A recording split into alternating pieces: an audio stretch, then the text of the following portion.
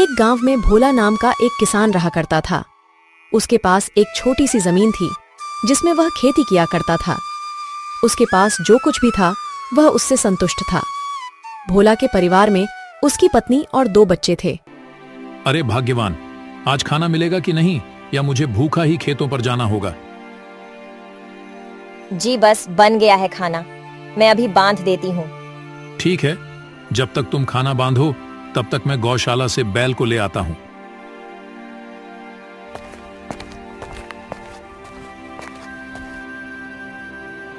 अरे भाग्यवान, जल्दी करो, मुझे खेतों पर भी जाना है।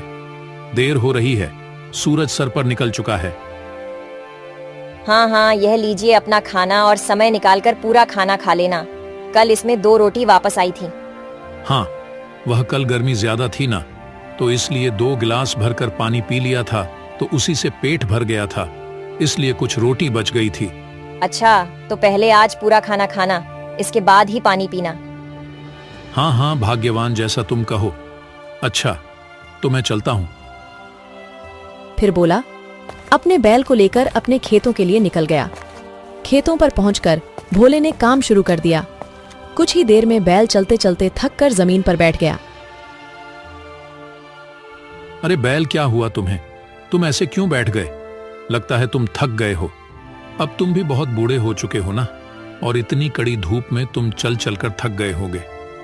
चलो कोई नहीं, तुम यहीं पर आराम करो, बाकी का खेत मैं जोत लेता हूँ।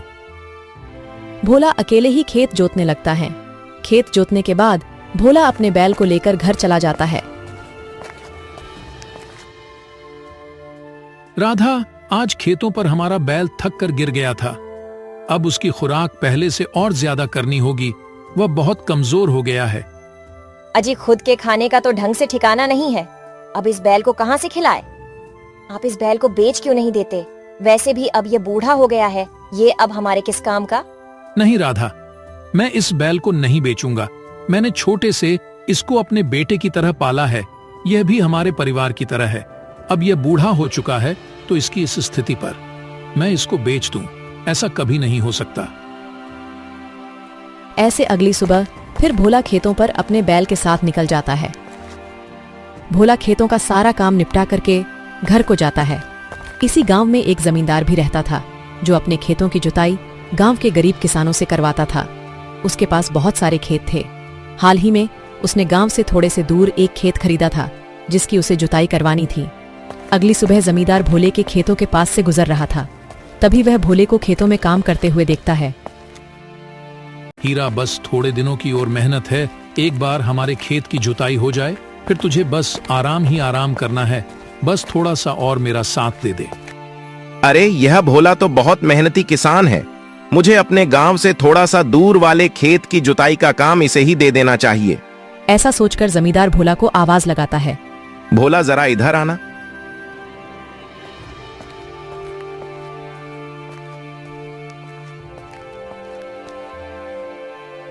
भोला, मुझे तुमसे कुछ काम है।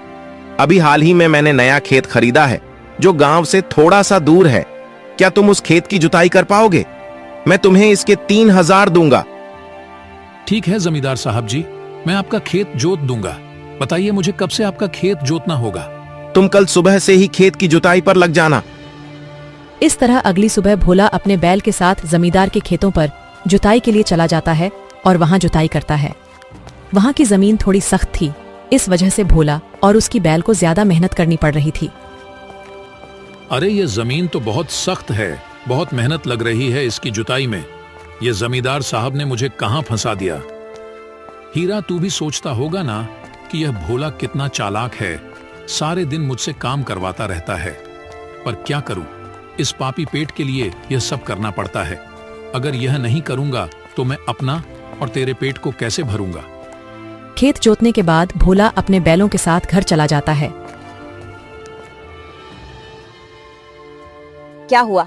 जोत दिया जमींदार साहब का खेत? हाँ, आधा जोत दिया है और आधा रह गया है, कल तक पूरा हो जाएगा। चलिए अच्छा है, इससे कुछ पैसे तो आएंगे घर में।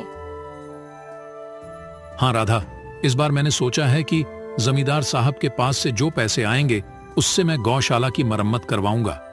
गौशाला में जगह जगह से छेद हो गया है, जिससे बारिश में छत से पानी टपकता है। हाँ ठीक है जी, आप अपनी गौशाला की सबसे पहले मरम्मत ही करवा लेना, हम बाद में अपनी देखेंगे। अगली सुबह भोला अपने बैल के साथ जमींदार के खेतों को जोत रहे थे कि तभी उनका हल खेतों में अटक जाता है। अरे ये हल कैसे अटक गया? आखिर क्या चीज है जो यहाँ इस हल को अटका रही है? भोला जब थोड़ी खुदाई करता है तो देखता है कि वहां तो एक पुराना संदूक है।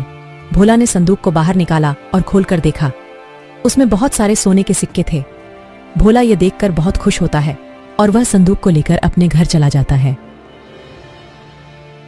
जी इतने सारे सोने के सिक्के, ये तो बहुत ही सुंदर दिख रहे हैं।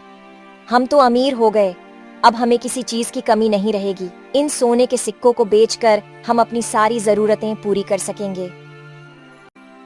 नहीं राधा, हम ऐसा नहीं कर सकते। ये सोना हमारा नहीं है, ये जमींदार साहब के खेतों से मिला है। ये जरूर हमसे पहले जो इस धरती पर राजा रहते थे, उन्हीं राजा महाराजा द्वारा छुपाया हुआ सोना होगा जो हमें मिला है। ये हमारा खजाना नहीं है, ये सरकारी खजाना है, इसे हमें सरकार को देना होगा। आप बनते रहिए दानी। अगर आप ऐसे ही दानी बनते रहे ना, तो आप जिंदगी में कभी अमीर नहीं बन पाएंगे। जिंदगी भर यूं खेती बाड़ी करते रहना और यह सूखी दाल रोटी खाते रहना। राधा, बेईमानी के पैसे से तो अच्छा ये दाल रोटी ही है, जो कम से कम इसे खाकर हमें अच्छे से नींद तो आती है। अगर बेईमानी के पैसे की खाएंगे तो क्या भाला हमें नींद आ पाएगी? और तुम इस बात को हमेशा याद रखना, बेईमानी का पैसा कभी भी नहीं फलता। ये खजाना सरकार का है, इस खजाने पर केवल सरकार का हक है। मैं कल ही इसे जमींदार जी को देकर आऊंगा। लो कर लो बात, हाथ को आए मगर मुंह नहीं लगे। अगली सुबह भोला संदूक को लेकर जमींदार के पास जाता है और जमींदार को सारी बात बताता है। जमींदार भोला से बहुत खुश होते हैं। वाह भोला, तुमने आज साबित कर दिया कि तुम सच में बहुत ईमानदार किसान हो। मैं तुम्हारी ईमानदारी से बहुत खुश हुआ। इस खजाने पर सरकार का हक है, इसे मैं सरकारी खजाने में जमा करवा दूंगा। और हां, तुम्हारी इस ईमानदारी का मैं उनसे इनाम भी दिलवाऊंगा। और भोला, यह लो मेरे खेत को जोतने के पैसे। खजाने को जमींदार जी को देकर भोला वहां से चला जाता है। ऐसे ही कुछ दिन बीत जाते हैं। तभी भोला के घर एक व्यक्ति आता है। अरे भाई, इस घर में कोई भोला नाम का व्यक्ति रहता है क्या? इतना सुनकर भोला और उसकी पत्नी बाहर आते हैं। हाँ भैया बोलिए, मैं ही भोला हूँ। तुम्हें जमींदार साहब ने बुलाया है। भोला और उसकी पत्नी उस व्यक्ति के साथ चल पड़ते हैं। वहां पर भोला देखता है कि जमींदार साहब कुछ लोगों के साथ खड़े थे। भोला, तुम सच में बहुत ईमानदार व्यक्ति हो। जमींदार साहब ने बताया कि कैसे तुमने यह सारा खजाना लाकर इन्हें दे दिया। यह सरकारी खजाना तुमने ढूंढा है, इसलिए तुम्हें इसका इनाम मिल रहा है। यह लोग कुछ सोने के सिक्के, इससे तुम्हारा जीवन अच्छा सुधर जाएगा। यह तुम्हारी ईमानदारी का और सरकारी खजाने को ढूंढने का इनाम है। भोला उन सिक्कों को लेकर घर आ जाता है। जी, आपने सही कहा था। बेईमानी का पैसा कभी नहीं फलता है, लेकिन ईमानदारी का पैसा जरूर फलता है। आपकी ईमानदारी की वजह से आज हमें इतने सारे पैसे मिले हैं। सच में आपको पाकर मेरा जीवन धन्य हो गया है।